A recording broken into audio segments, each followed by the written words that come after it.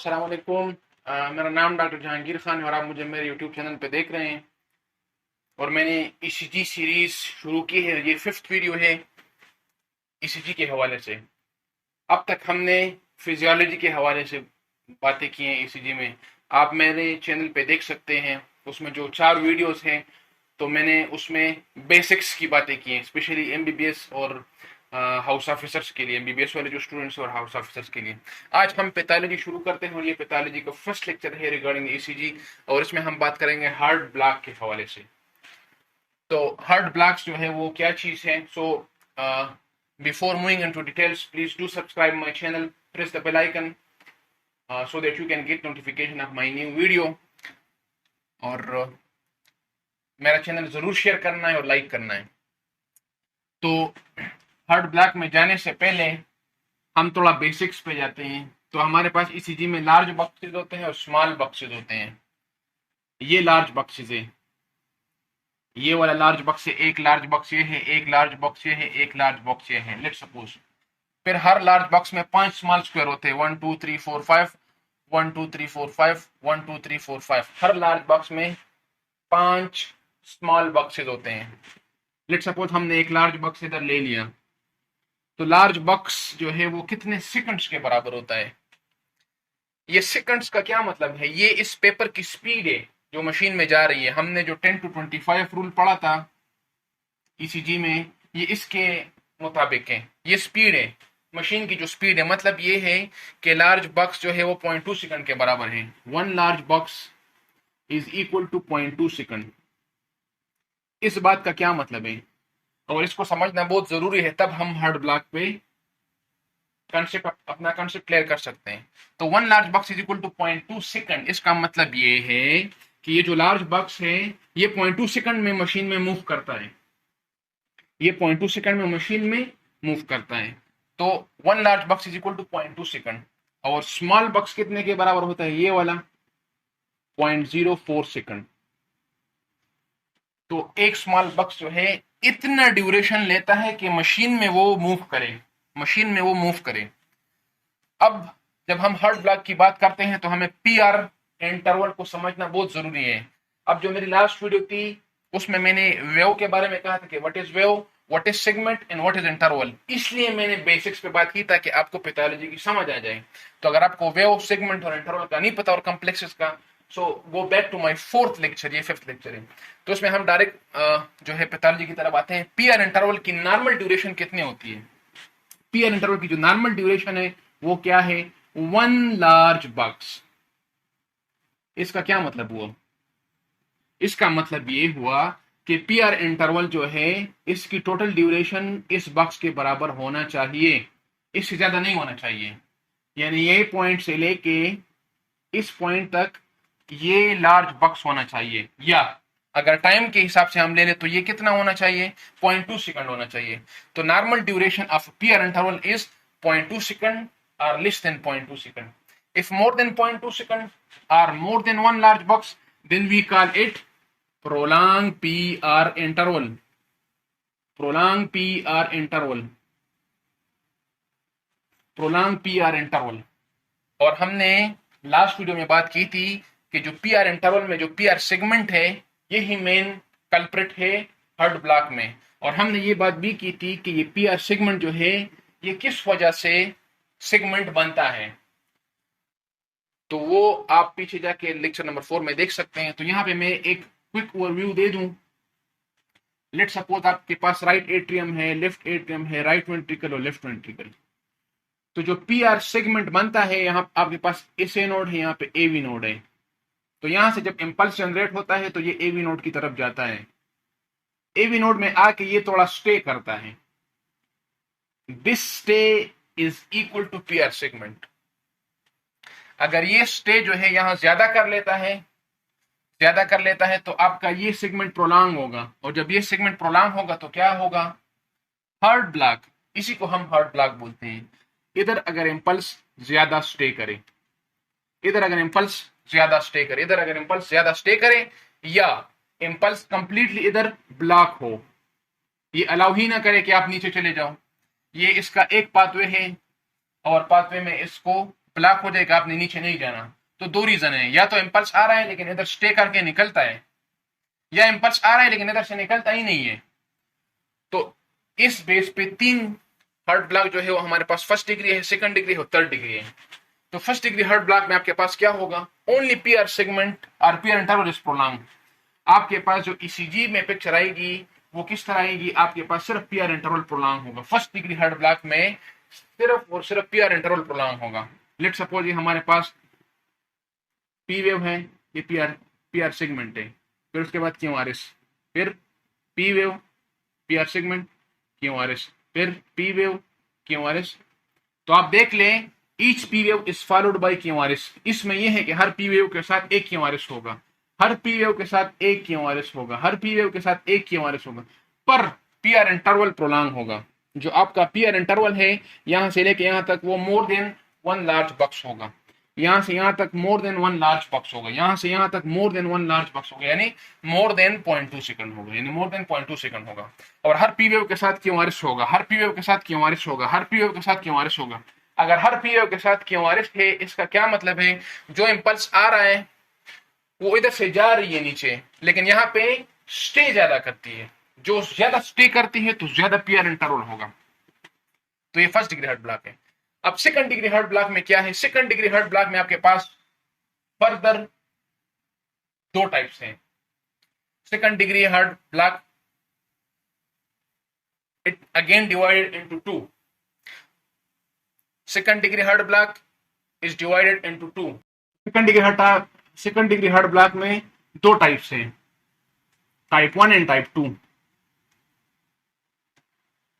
Type 1 second degree heart block, type 2 second degree heart block. तो type 1 में क्या होगा, टाइप 1 में इस तरह होगा कि इसमें आपकी प्रोग्रेसिव पी आर प्रोलॉन्गेशन होगी। प्रोग्रेसिव मतलब ये आपका पी वेव है, ये क्यूआरएस है, ये टी वेव है, फिर उसके बाद पी वेव है, क्यूआरएस है और टी वेव है, फिर उसके बाद पी वेव है और फिर उसके बाद पी वेव है। तो जो second degree heart block type 1 है उसमें आपके पास progressive prolongation of PR interval का क्या मतलब है। Progressive prolongation of PR interval का मतलब ये है कि यहां पे आप देख लें पीआर इंटरवल नॉर्मल है, फिर यहां पे आप देख लें थोड़ा पीआर इंटरवल बढ़ गया है, पीआर इंटरवल प्रोग्रेसिवली इंक्रीज हो रहा है। पहले नॉर्मल है, फिर थोड़ा बड़ा हुआ है, फिर बड़ा हुआ है और फिर ब्लॉक हुआ है। मतलब ये इस पी वेव के लिए क्यूआरएस है, इस पी वेव के लिए क्यूआरएस है, बट इस पी वेव के लिए क्यूआरएस नहीं है। इसका क्या मतलब हुआ कि यहाँ पे जो ये suppose right atrium left atrium, यहाँ पे जो एवी नोट था, सिग्नल इधर से आ रहा था, इधर से ब्लॉक हो रही थी लेकिन जा रही थी। इनिशियल वाला इंपल्स चला गया विद नॉर्मल ड्यूरेशन, सेकंड वाला थोड़ा ज्यादा टाइम ले लिया, उसने इधर स्टे किया, थर्ड वाला उससे भी ज्यादा टाइम ले लिया, फोर्थ वाला उसने उसको ब्लॉक कर दिया कि आपने जाना ही नहीं है। तो progressive PR interval prolongation followed by a drop QRS complex, बस ये इसका मेन कंसेप्ट है, followed by a drop QRS complex. Impulse आ रहा है, इधर स्टे कर रहा है, फिर निकल रहा है, आ रहे प्रोग्रेसिवली, यहाँ पे सेकंड बीट में ज्यादा स्टे कर रहा है, थर्ड बीट में उससे भी ज्यादा स्टे कर रहा है, फोर्थ बीट में उसको कह रहा है कि आपने जाना ही नहीं है, तो वो उसको अलाउ ही नहीं करता, तो इसलिए हमारे पास क्यूआरएस नहीं आता। तो पी वेव, हर पी वेव के साथ क्यूआरएस कॉम्प्लेक्स है, हर पी वेव के साथ, लेकिन यहाँ पे पी वेव के साथ क्यूआरएस कॉम्प्लेक्स नहीं है। इसका मतलब ये है कि इंपल्स जो है वो उसने अलाउ नहीं किया कि आपने नीचे नहीं जाना। और चूंकि प्रोलॉन्गेशन है और सक्सेसिव है, प्रोग्रेसिव है, तो जो ही इंपल्स जा रहे होते हैं तो इनिशियली अलाउ करता है, फिर उसके बाद जो है दूसरा थोड़ा ज्यादा स्टे करता है, तीसरा उससे ज्यादा स्टे करता है, चौथा जो है वो कंप्लीटली ब्लॉक करता है। तो ये second degree heart block type 1 है। जो टाइप 2 है उसमें आपके पास प्रोलॉन्गेशन ऑफ पीआर इंटरवल नहीं होगी, उसमें आपके पास पीआर इंटरवल नॉर्मल होगी, QRS T wave, again P wave QRS T wave, P wave QRS T wave, उसमें आपके पास पीआर इंटरवल नॉर्मल होगी। यहाँ पे भी पीआर इंटरवल नॉर्मल है, यहाँ पे भी नॉर्मल है, यहाँ पे भी नॉर्मल है, लेकिन यहाँ पे सिर्फ पी वेव आ गई, यहाँ पे फिर ड्रॉप हो गई। मतलब ये है जो इंपल्सेस आ रहे हैं वो तो इधर से नॉर्मल गुजर रहे हैं, एक इंपल्स आ गया, दूसरा आ गया, तीसरा आ गया, चौथा जो है वो डायरेक्ट इसने ब्लॉक कर दिया। यहाँ पे क्यों पी वेव के साथ क्यूआरएस, पी वेव के साथ क्यूआरएस, पी वेव के साथ क्यूआरएस, पी वेव के साथ no QRS, but PR interval duration जो है वो वन लार्ज बॉक्स है, वो नॉर्मल है। इसका क्या मतलब है? इसका मतलब ये है कि जो इम्पल्सेस आ रहे थे वो एवी नोट अलाउ कर रहे थे, उसमें ये नहीं था कि इसने स्टे ज्यादा किया है, स्टे ज्यादा नहीं किया है, स्टे उसका नॉर्मल था, आ गया चला गया, आ गया चला गया, आ गया चला गया, आ गया, उसने डायरेक्ट ब्लॉक कर दिया। जो टाइप 1 है उसमें आ गया, स्टे किया, चला गया, आ गया, उससे थोड़ा ज्यादा स्टे किया, चला गया, इम्पल्स आ गया, जो सेकंड बीट था उससे भी ज्यादा स्टे किया, चला गया, जो फोर्थ आ गया उसने अलाउ ही नहीं किया, यहाँ पे खत्म हो। जो टाइप 1 है, जो टाइप 2 है, आ गया चला गया, आ गया चला गया, आ गया चला गया, आ गया चला गया, आ गया ब्लॉक किया। तो ये दोनों में मेन डिफरेंस है। अब बढ़ते हैं थर्ड डिग्री हार्ट ब्लॉक की तरफ। जो थर्ड डिग्री हार्ट ब्लॉक है उसमें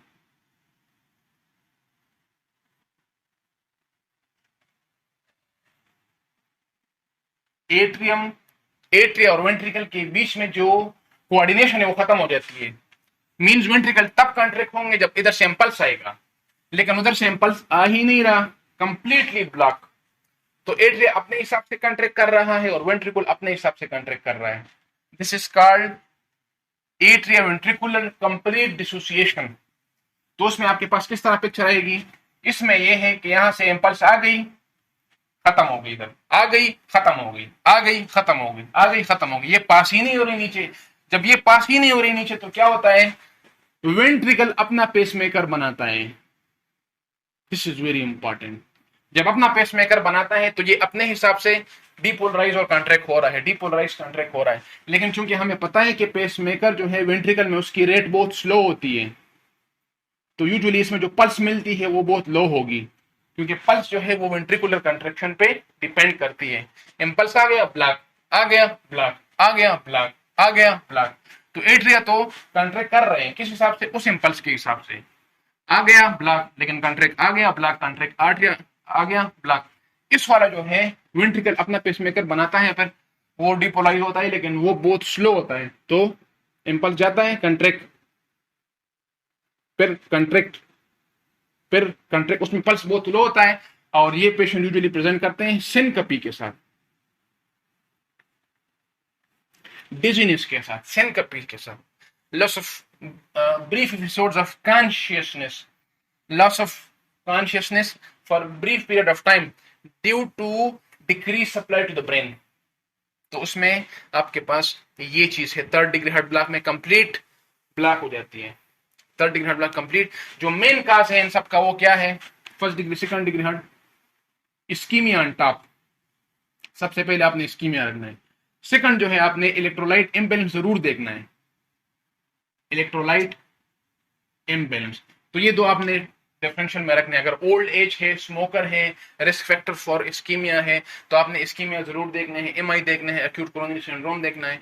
लेकिन अगर यंग पेशेंट है, उसको हार्ट ब्लॉक आ जाए, तो यूजुअली आपने इलेक्ट्रोलाइट इम्बैलेंस जरूर देखने हैं, इलेक्ट्रोलाइट इम्बैलेंस जरूर देखने हैं।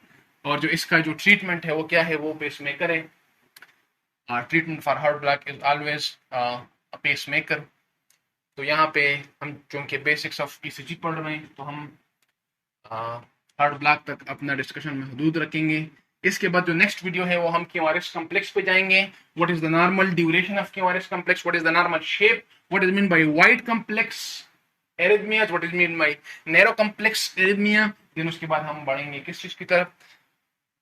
Cutie, prolong QT syndrome. उसके बाद हम MI, ST deviation, ST depression, T wave inversion, Q wave generation. उसके बाद हम रेयर सिंड्रोम्स की तरफ बढ़ेंगे।